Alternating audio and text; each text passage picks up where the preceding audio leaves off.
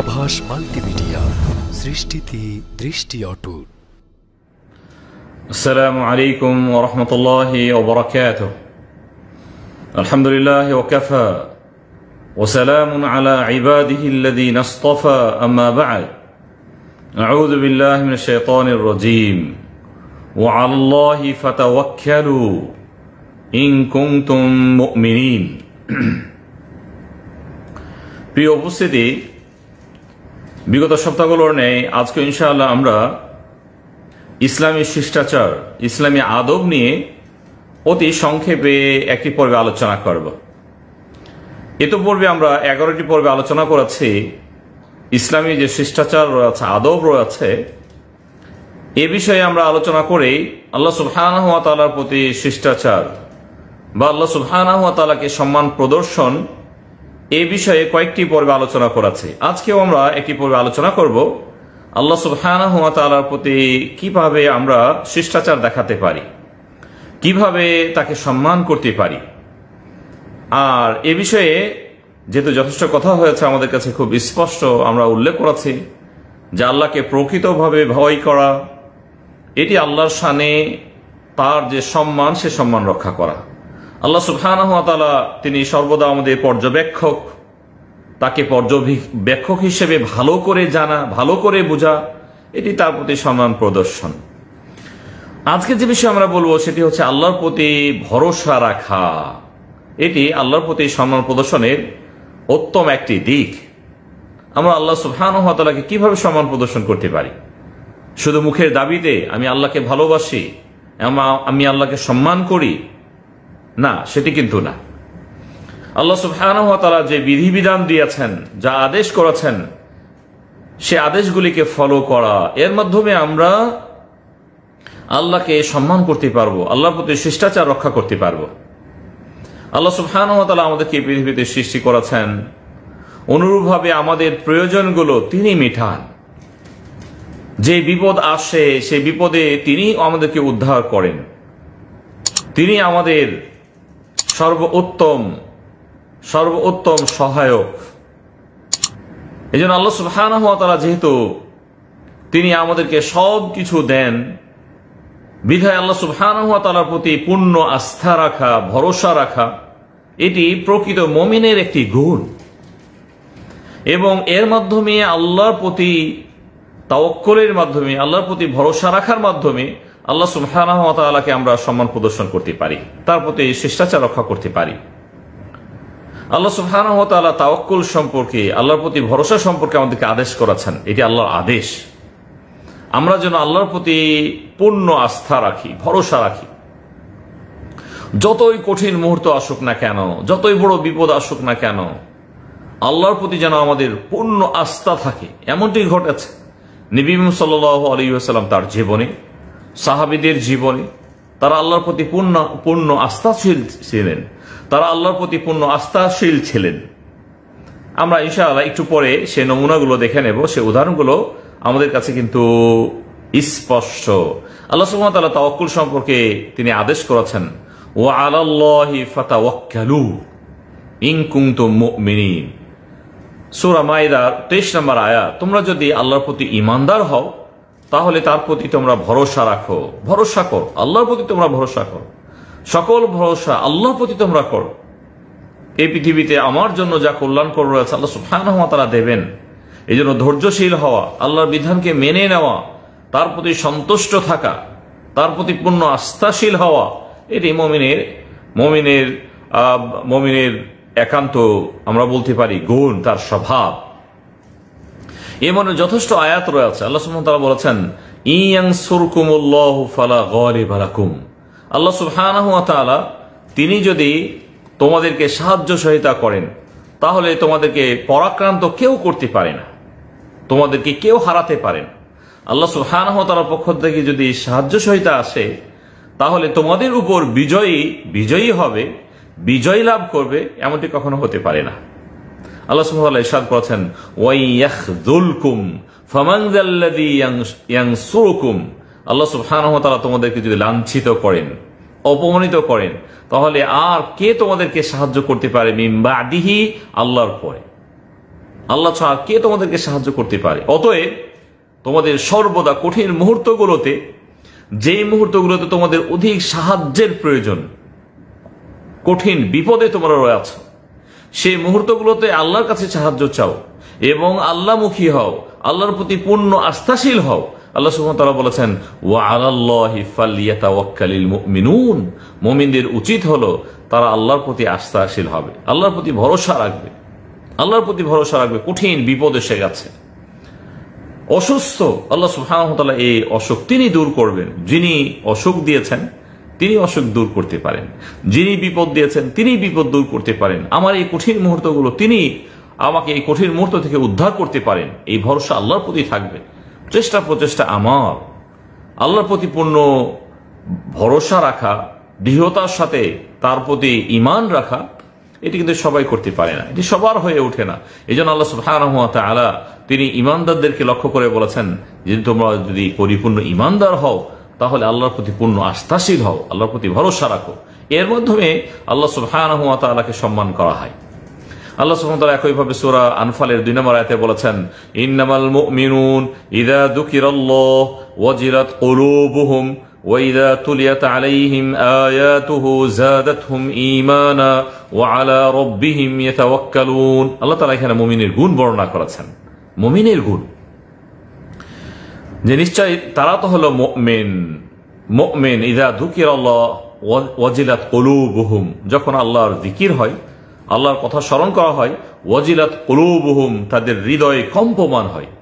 ওয়া ইযা তুলিয়াত আলাইহিম আয়াতুহু যাদাতহুম ঈমানা, আয়াত পড়া হলে তাদের ঈমান বৃদ্ধি হতে থাকে, আল্লাহর প্রতি ঈমান বৃদ্ধি হয়। আল্লাহ সুবহানাহু ওয়া তাআলা উল্লেখ করেছেন, ওয়া আলা রাব্বিহিম ইয়াতাওয়াক্কালুন, এবং তারা আল্লাহর প্রতি পূর্ণ আস্থাশীল হন, ভরসা রাখেন। আল্লাহু আকবার। এই তাহলে একান্ত মুমিনের গুণ। আমরা যেমনটি উল্লেখ করেছি, মুমিনরা আল্লাহর প্রতি পূর্ণ আস্থাশীল হবে, ভরসা রাখবে, আল্লাহর প্রতি ভরসা রেখে আল্লাহ সুবহানাহু ওয়া তাআলাকে সম্মান করবেন, কদর করবেন।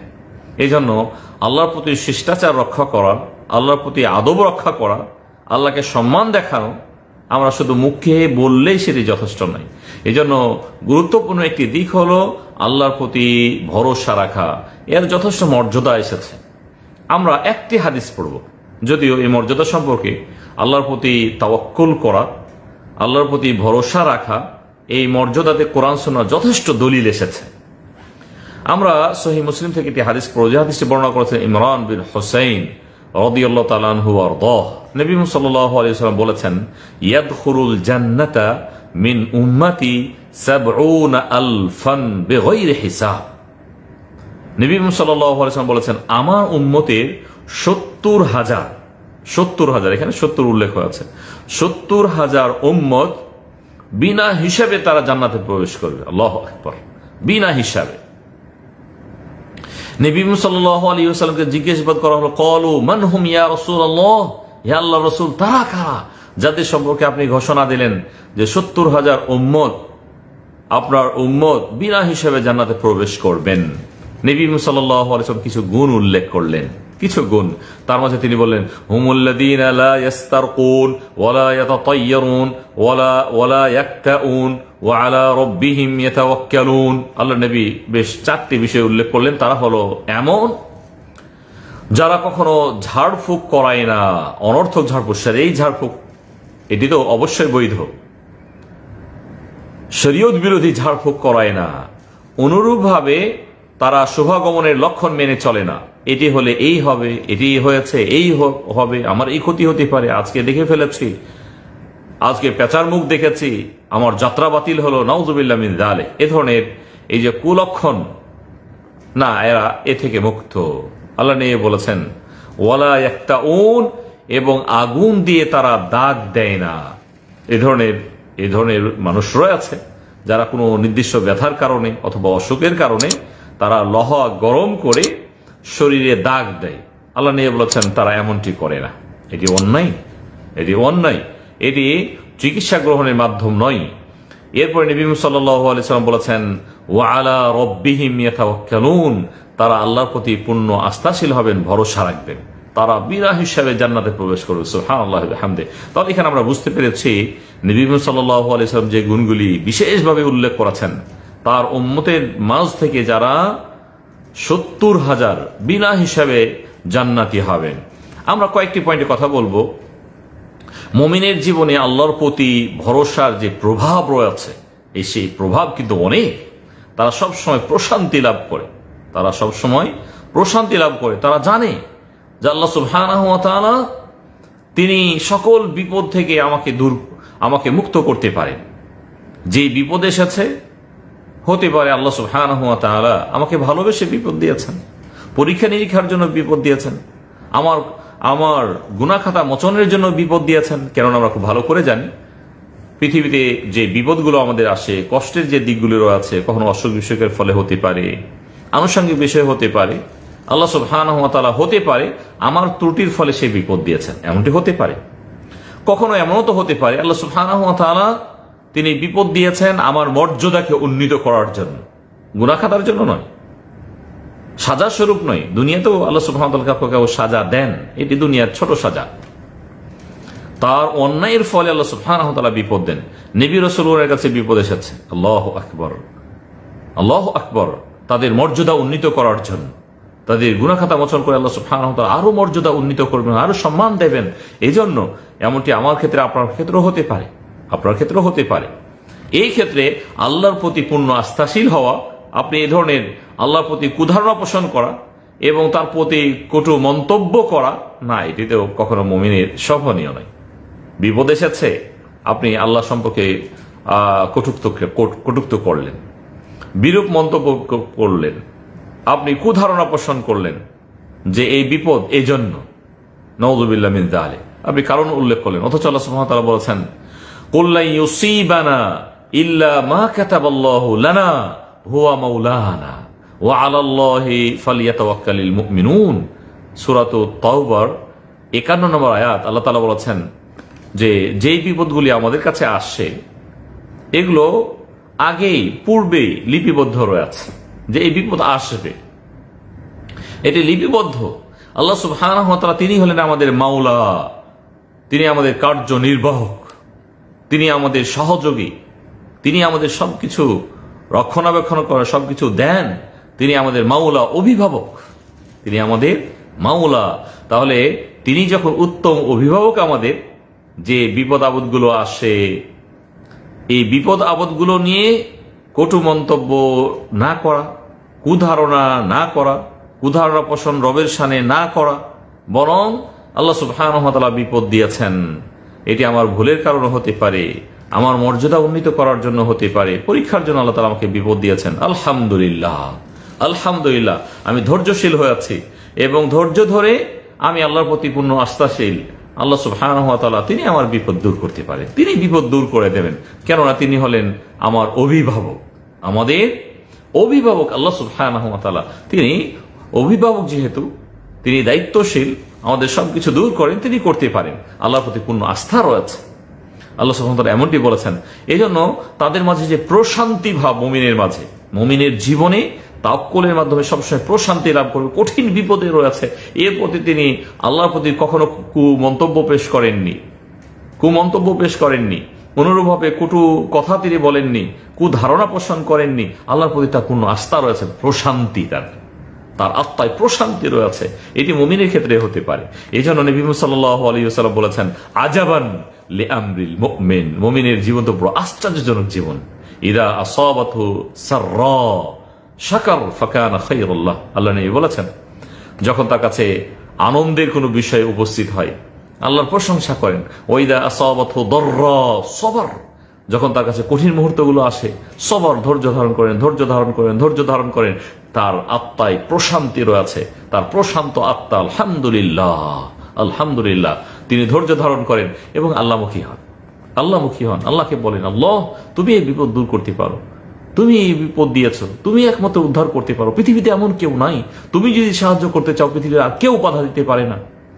তুমি যদি লাঞ্ছিত করতে চাও, তাহলে আমাকে কেউ উদ্ধার করতে পারে না। তোমার মুখাপেক্ষী, তুমি আমাকে সাহায্য করো। আল্লাহু আকবার। তাহলে মুমিনের জীবনে প্রশান্তি লাভ করবে আল্লাহর প্রতি ভরসা রেখে। ভরসা রাখে। এই জন্য নবী সাল্লাল্লাহু আলাইহি ওয়াসাল্লাম তিনি আল্লাহর প্রতি তাওয়াক্কুলের তিনি নমুনা পেশ করেছেন। কেননা এই সবাই কিন্তু আল্লাহর প্রতি পূর্ণ আস্থাশীল হতে পারে না। এমনকি আমাদের জীবিকার ক্ষেত্রে আমরা যে জীবিকা উপার্জন করি, নবীনা হাবিবুনা সাল্লাল্লাহু আলাইহি ওয়াসাল্লাম বলেছেন, লাউ আন্নাকুম তাতাওয়াক্কালুনা আলাল্লাহ, তোমরা যদি আল্লাহর প্রতি এমন আস্থাশীল হতে, বিশ্বাসী হতে, আল্লাহর প্রতি পূর্ণ ভরসা রাখতে, হাক্কা তাওয়াক্কুলিহি, পরিপূর্ণ আস্থা তোমরা যদি রাখতে পারতে, লা রাযাকাকুম কামা ইয়ারযুকুত তায়রু, আল্লাহ নিয়ে বলেছেন যে আল্লাহ সুবহানাহু ওয়া তাআলা তোমাদেরকে তিনি রিজিকের ফয়সালা করতেন, তোমাদের আহার দিতেন, যেমনটি তিনি পাখিদেরকে আহার দিয়ে থাকেন, পাখিদের খাদ্য দিয়ে থাকেন। আল্লাহ নিয়ে বলেছেন তাকদু খিমাসা ওয়া তারুহু বিতানা, তাকদু খিমাসা, তারা যখন সকালে বাসা থেকে বের হয় খালি পেটে, তাদের পেট ক্ষুধার্ত পেটে তারা বাসা থেকে বের হচ্ছে, আবার যখন বাসাতে ফিরে আসে পেট পরিপূর্ণ। তারা কখনো জানেনি যখন বের হয়েছিল যে আমি রিজিক কোথায় পাবো, কোথায় খাদ্য পাবো এবং কিভাবে খাবো, সে এই চিন্তা করেনি। আল্লাহর নামে বের হয়ে গেছে, পথে দেখা গেল যে কিছু পড়ে রয়েছে, এখানে পেল ওখানে পেল, সারাদিন বাইরে খেলো, ফিরে আসলো পরিপূর্ণ পেটে, সে আত্মতৃপ্ত লাভ করে সে ফিরে আসলো। এখন সে ক্ষুধার জ্বালা তার নাই।